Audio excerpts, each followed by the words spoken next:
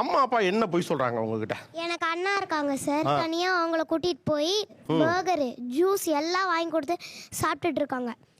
நான் நினைச்சேன் எதுக்கு இவங்க இப்படி லேட்டா வர மாட்டாங்களே. நான் வந்து ரொம்ப நேரமா வெயிட் பண்ணிட்டு இருக்கேன் மம்மிக்காக. எங்க வீட்ல கேக்குறேன் ஒரு ரெஸ்பான்ஸும் இல்ல. கேலரிஸ் எடுத்து பார்த்தா நல்லா அண்ணனை கூட்டிட்டு போய் மட்டும் வாங்கி தந்திருக்காங்க. விட்டா கோர்ட்ல கேஸ் போட்டு டாக்குமெண்டே ப்ரொடியூஸ் பண்ண முடியும் சார். அப்பா கிட்ட சொன்னா அவர் கேஸ் போட்டுருவார். First day school sir. என் சன்னுக்கு ஸ்கூலுக்கு வேற ஸ்கூல் படிக்கிற, அவன் வேற ஸ்கூல். அதனால கூட்டிட்டு வரும்போது வாங்கி கொடுக்க வேண்டியதா ஆயிடுச்சு. இப்ப சொல்ற உண்மைய அப்பவே சொல்ல வேண்டியது. கேட்டேன் தெரியுமா, அப்ப என்ன கூட்டிட்டு போனீங்களா? ஃபர்ஸ்ட் ஒரே வாட்டி கேட்டதுக்கே கூட்டிட்டு போயிட்டாங்க. எனக்கு மட்டும் ஃபர்ஸ்ட் டே இல்லையா? எங்களுக்கு தான் ஃபர்ஸ்ட் டே இருக்கு. வரையில ஒரு 2 சிக்கன் பீஸ் லாயருக்கு வாங்கிட்டு வந்திருக்கலாம்.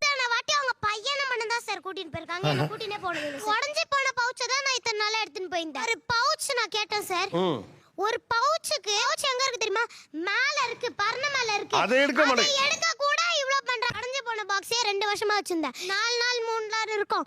அப்பதான் எடுத்தே தந்தாங்க. படிக்கும் போது கூட சார் ஒரு 100 டவுட் வரும் எனக்கு. அப்படியே டென்ஷன். டவுட் தான வருது. நியாயம் தானே. ஆக்சுவலா நீங்க அமைதியா இருக்கதா உங்களுக்கு நல்லது நான் நினைக்கிறேன்.